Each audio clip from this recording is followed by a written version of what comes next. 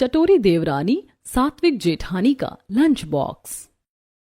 मध्यम वर्गीय परिवार का एक साफ सुथरा घर के आंगन में तुलसी का पौधा लगा है और रसोई से मसालों की नहीं बल्कि शुद्ध घी और ताजे भोजन की सौंधी महक आ रही है।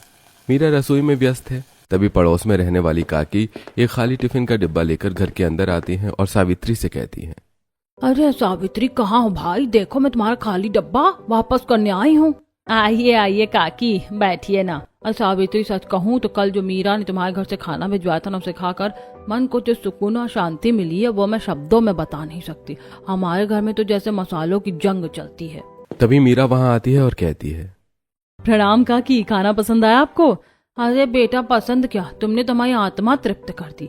और एक मेरी बहू है, बस पूरे दिन मिर्च मसाला तेज और चटक मटक, चटोरापन इतना कि पूछो मत। कल रात फिर उसने कुछ ऐसा चटपटा बनाया कि हम दोनों बुढ़ों का पेट ही खराब हो गया। रात भर सो नहीं पाए। मैं तो उसे कह कहकर थक गई हूँ कि भाई थोड़ा हल्का खाना बनाकर, पर वो सुनती ही नहीं। काकी, असल में खाना तो हल्का और सात्विक ही अच्छा होता है। मसाले सिर्फ स्वाद के लिए नहीं, औषधि के लिए होने चाहिए। हमारे घर में तो अब सबको हल्के खाने की ऐसी आदत हो गई कि बाहर का भारी खाना अब किसी को पचता ही नहीं। तभी शिवानी भी वहां आ जाती है और ये सुनकर कहती है, बिल्कुल सही कह रही है भाभी। जब से मीरा भाभी इस घर में आई है, हमारा तो पूरा खान पान ही बदल गया है। पहले मुझे हमेशा भारीपन लगता था, पर अब सात्विक खाना खाकर भूख भी समय पर लगती है और मन भी एकदम शांत रहता है। बाहर के जंक फूड खाने का तो अब मन ही नहीं करता। यही तो पावर है सात्विक खाने की। बिना लहसुन प्याज के भी इतना स्वाद आता है कि इंसान उंगलियां चाटता रह जाए। सही कह रही हो मीरा, कल का खाना खाने के बाद मुझे भारीपन बिल्कुल नहीं हुआ। मीरा बेटा, आज से मैंने भी तय कर लिया है अपनी रसोई में लहसुन प्याज और ये ढेर सारा तेल मसाला कम करवा दूंगी। शरीर साथ देगा तभी तो बुढ़ापा कटेगा। ये तो बहुत अच्छी बात है काकी। मीरा, काकी के लिए चाय बना ला बेटा, और हाँ, चीनी कम डालना। नहीं सावित्री, आज नहीं, अभी जाकर बहू को ये ज्ञान देना है। मैं चलती हूँ। काकी के जाने के बाद मीरा वापस रसोई में चली जाती है। मीरा बहुत ही कम तेल में आलू की सब्जी बना रही है, जिसमें मसालों के नाम पर सिर्फ सेंधा नमक, हल्की सी हल्दी और जीरा है। एक तरफ साबूदाने की खिली खिली खिचड़ी बन रही है और दूसरी तरफ समा के चावल की मलाईदार खीर। खाना बनाते हुए मीरा अपने आप से कहती है, आज साबूदाने की खिचड़ी सबको बहुत पसंद आएगी। इसमें मूंगफली का दरदरा पाउडर और करी पत्ता डाल देती हूँ, महक अच्छी आएगी। मीरा सारा खाना बनाने के बाद एक एक करके टिफिन पैक करती है और सबसे पहले रामलाल जी का और फिर अजय और विजय का, उसके बाद शिवानी और फिर दोनों बच्चों आर्यन और छवि का। तभी शिवानी वहां आती है और कहती है, भाभी, मेरा लंच बॉक्स रेडी है। आज कॉलेज में मेरा लॉन्ग डे है, मुझे बहुत भूख लगेगी। हाँ शिवानी, ये लो तुम्हारा टिफिन। आज साबूदाने की खिचड़ी और खीर दी है। और हाँ, ये छाछ की बोतल भी ले जाना, गर्मी बहुत है बाहर। पीछे से विजय भी वहां आ जाता है और कहता है, अरे भाभी, मेरा भी लंच बॉक्स पैक कर दो जल्दी, ऑफिस के लिए देर हो रही है। और हाँ, खाना थोड़ा ज्यादा ही रख देना। हाँ हाँ, रख दिया है। मुझे पता है तुम्हारे दोस्तों को घर का सात्विक खाना बहुत भाता है। ये लो तुम्हारा लंच बॉक्स। सभी अपना अपना टिफिन लेकर अपने अपने काम के लिए निकल जाते हैं।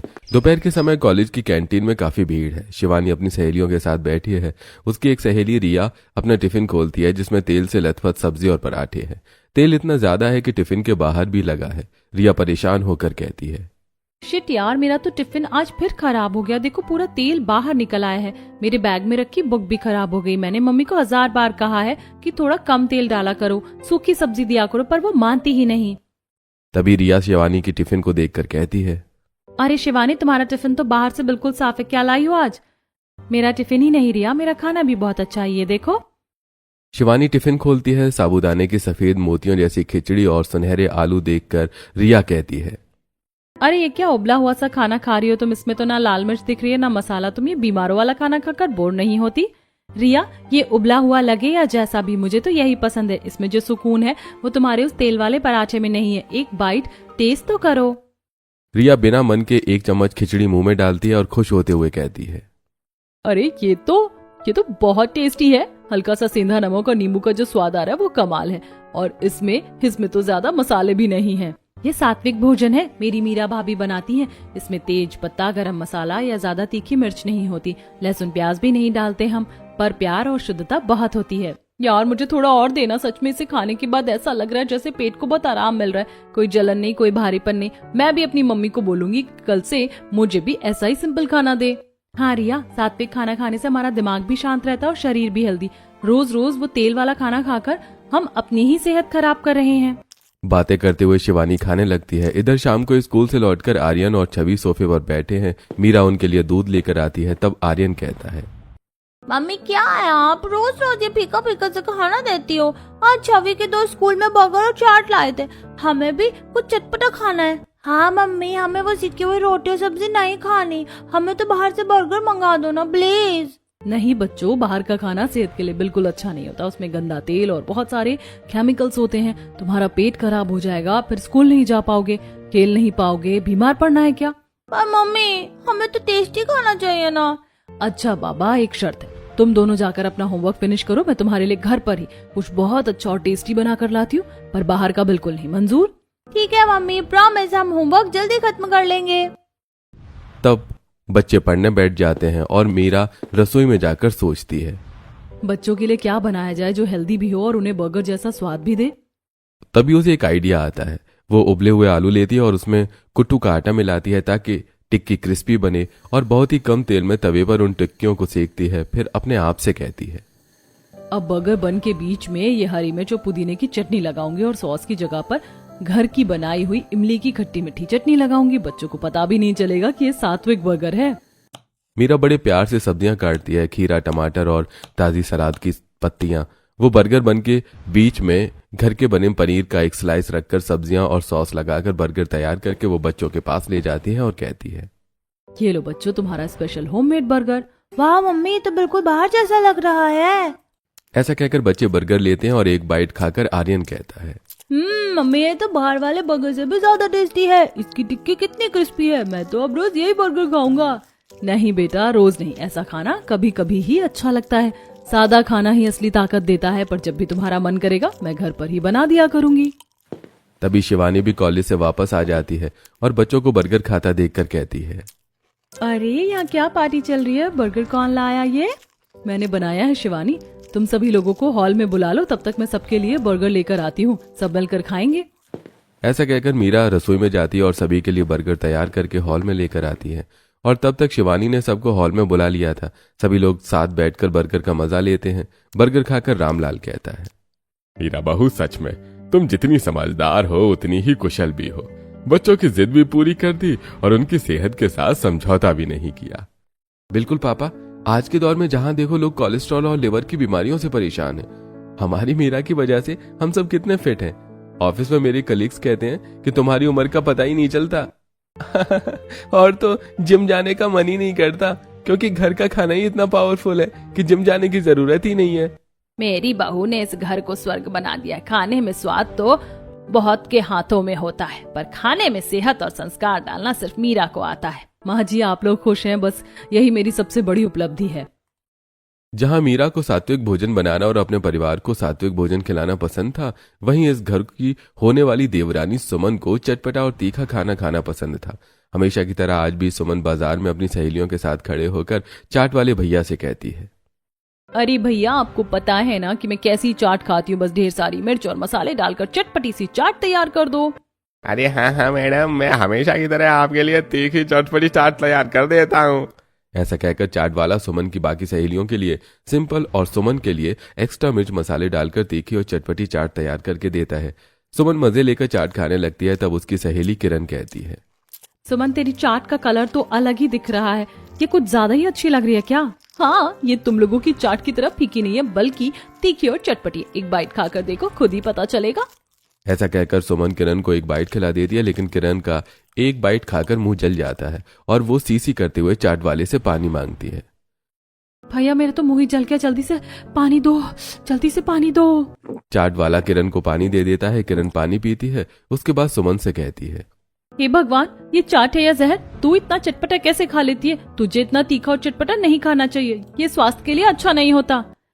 ये सब कहने की बातें हैं। वैसे मैं जब तक तीखा और चटपटा ना खाऊं, मेरा तो पेट ही नहीं भरता। इनफैक्ट मुझे तो लगता है कि जिंदगी का मजा सिर्फ तीखा और चटपटा खाने में ही आता है। लाओ भैया, इसी बात पर मुझे चटपटे गोलगप्पे भी खिला दो। ऐसी समय बीत रहा था। एक दिन सावित्री की पड़ोसन सरोज सावित्री के घर आती हैं। वो बैठकर सावित्री से बातें करने लगती हैं और बातों ही बातों में कहती हैं, सावित्री बहन बुरा मत मानना, लेकिन मैंने तुम्हें कितनी बार कहा कि छोटे बेटे विजय की शादी के लिए जो मैंने रिश्ता बताया था उसका जवाब तो दो, अगर नहीं करना है तो मना कर दो।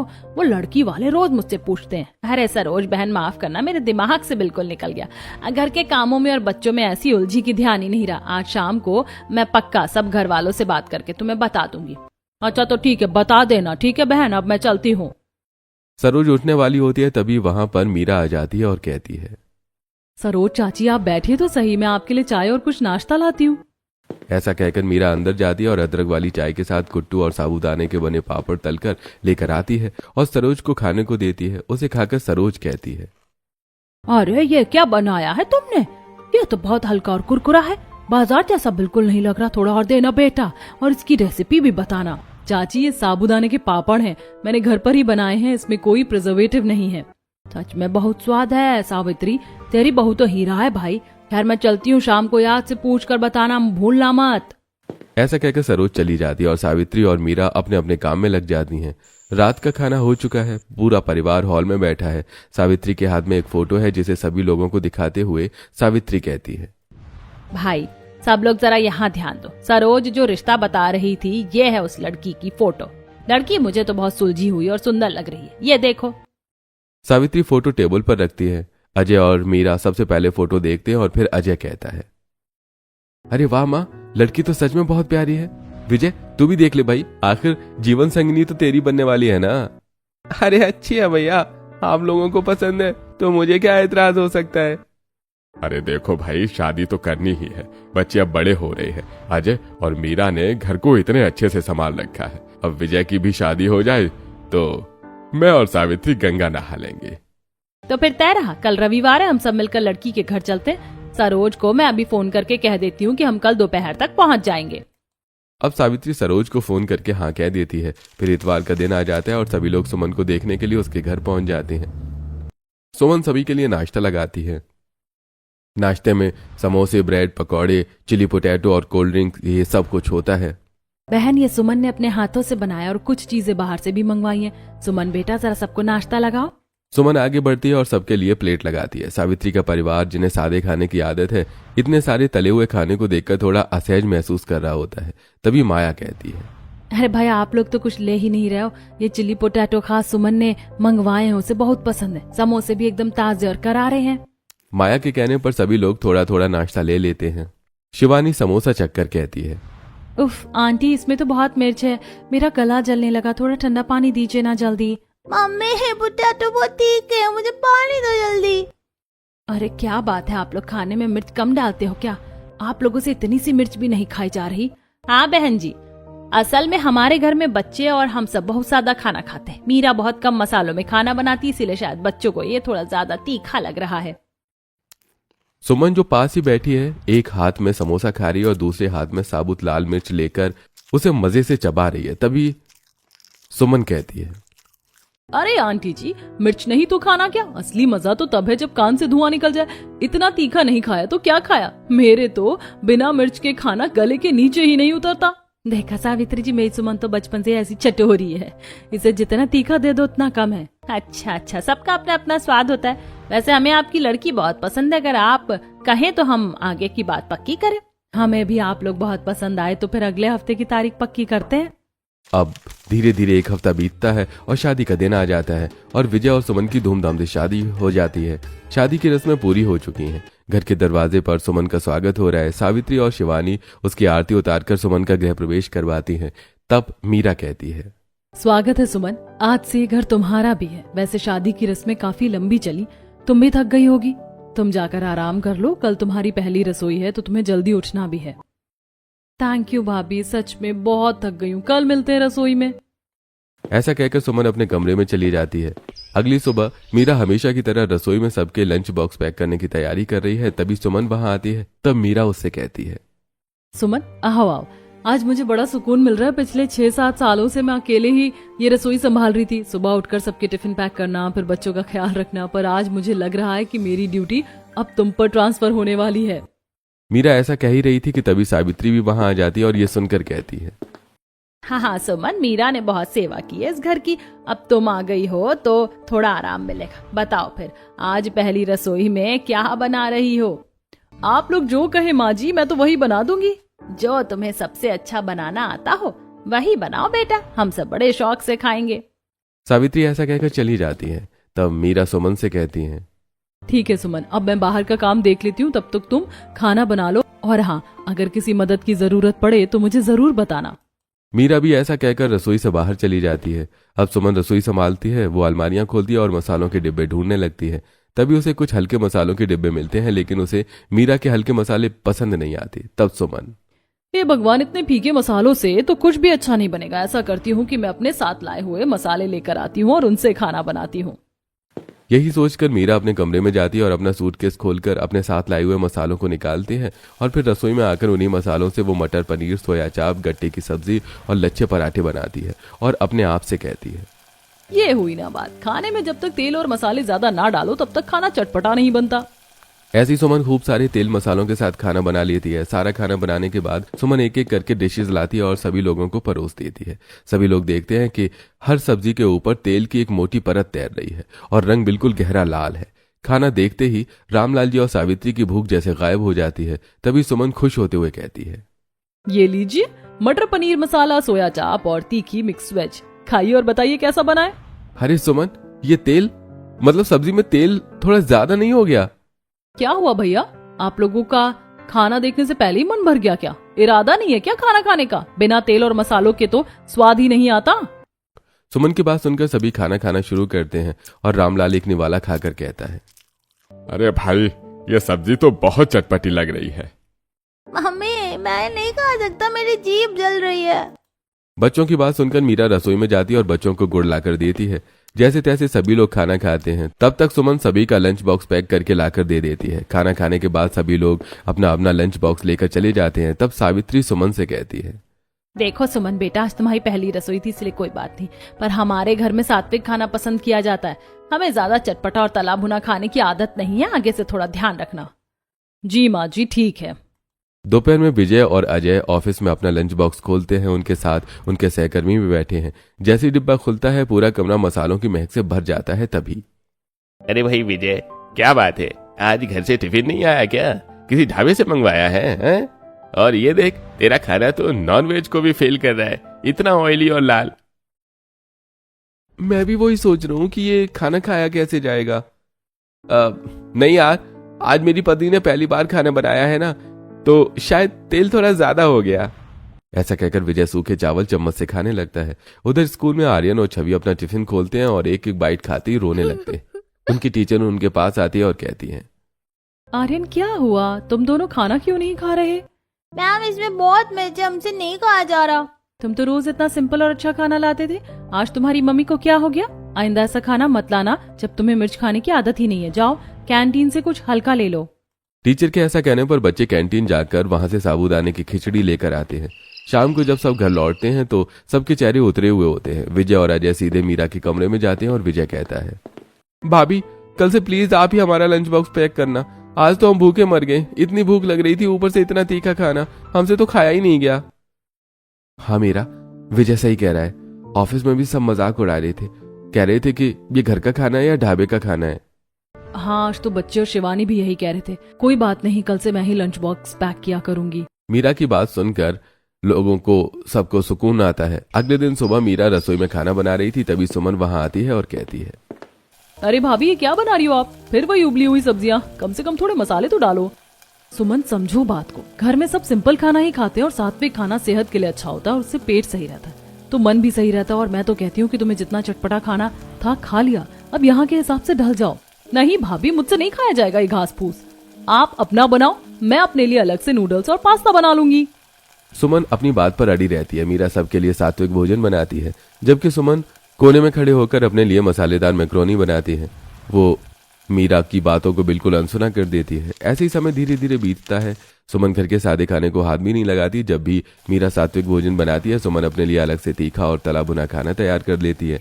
एक दिन सुमन अपनी सास के पास आकर कहती है, माँ जी घर में सब्जियां खत्म हो गई, मैं ऐसा करती हूँ कि बाजार चली जाती हूँ और सब्जियां ले आती हूँ। ठीक है बेटा।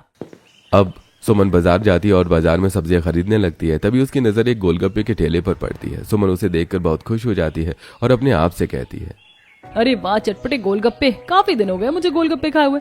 सबसे पहले गोलगप्पे खाती हूँ, फिर जाऊंगी। यही सोचकर सुमन गोलगप्पे के ठेले पर पहुंचती है और गोलगप्पे वाले से गोलगप्पे बनाने को कहती है।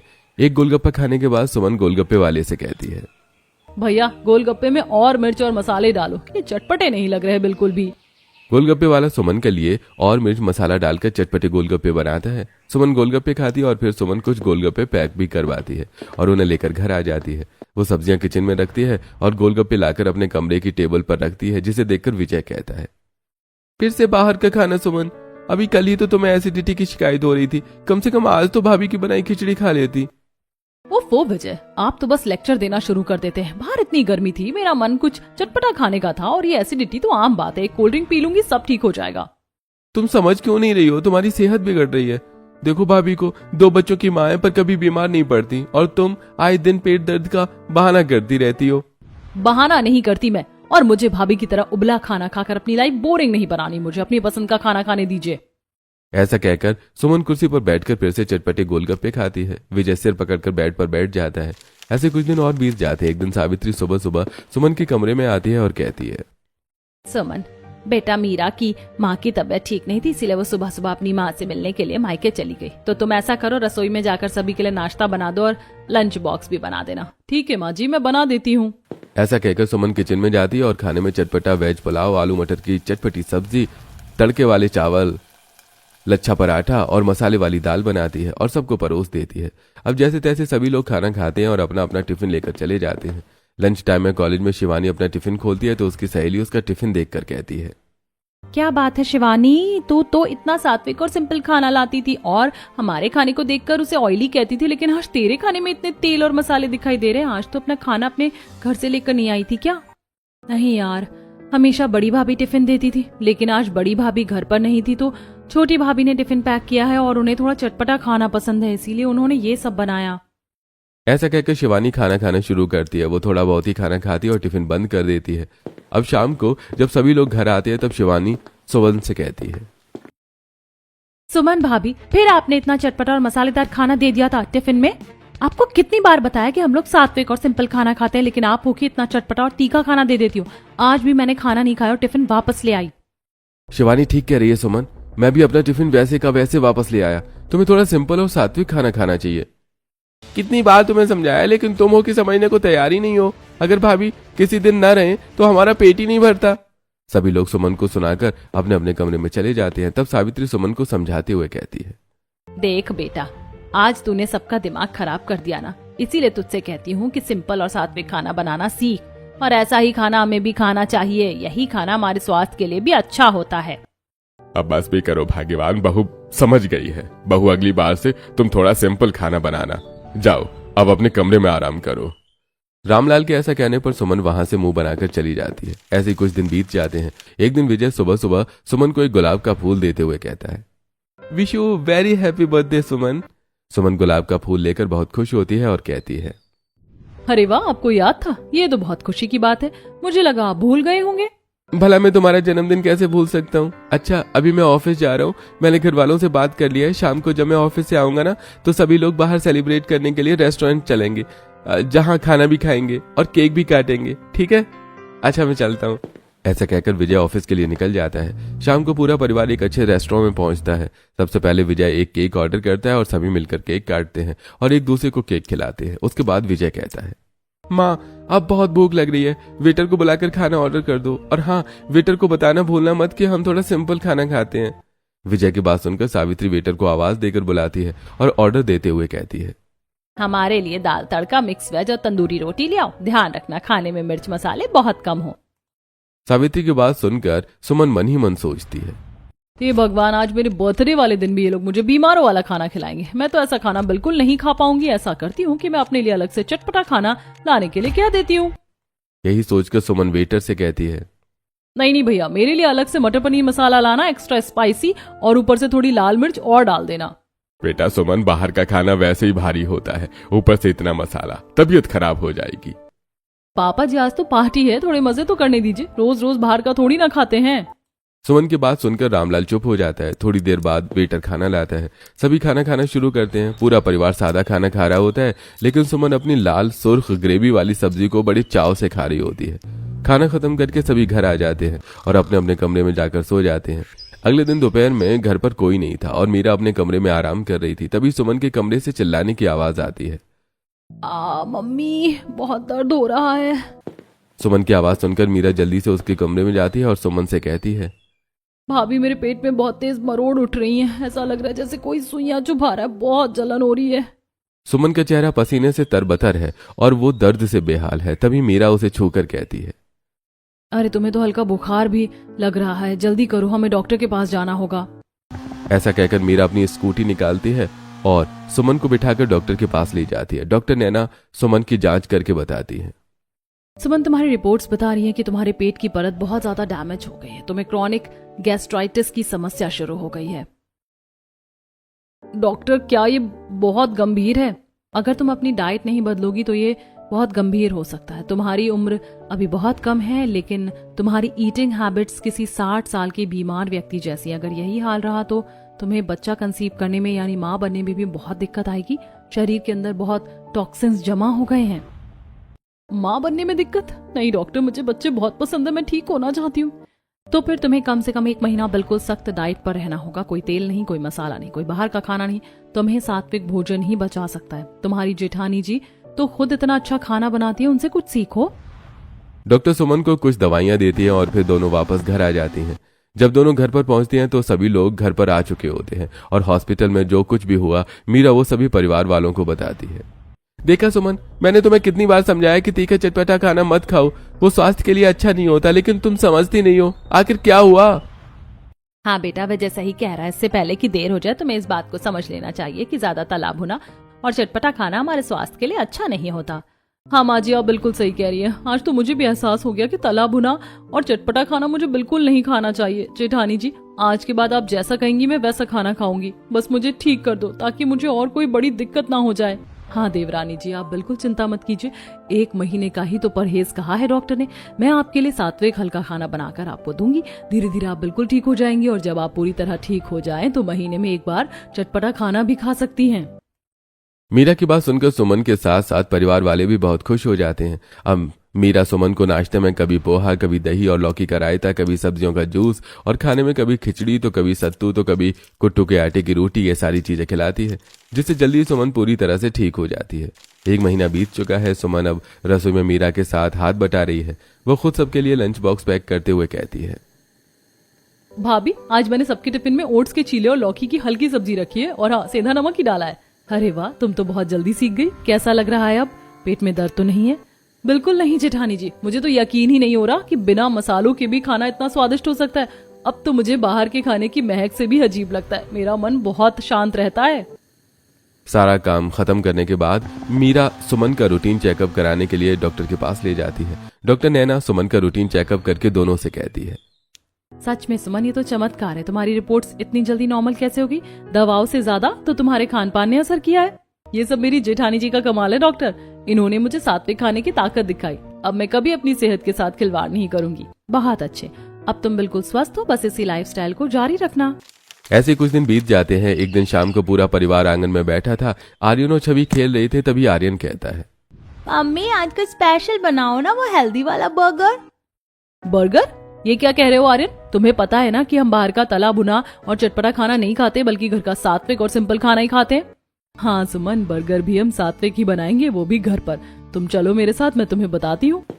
अब मीरा सुमन के साथ रसोई में जाती है और उसे कुट्टू के आटे से सात्विक बर्गर बनाना सिखाती है। उसके बाद दोनों बहुएं बर्गर लेकर हॉल में आती हैं जहाँ सभी बैठे हुए थे।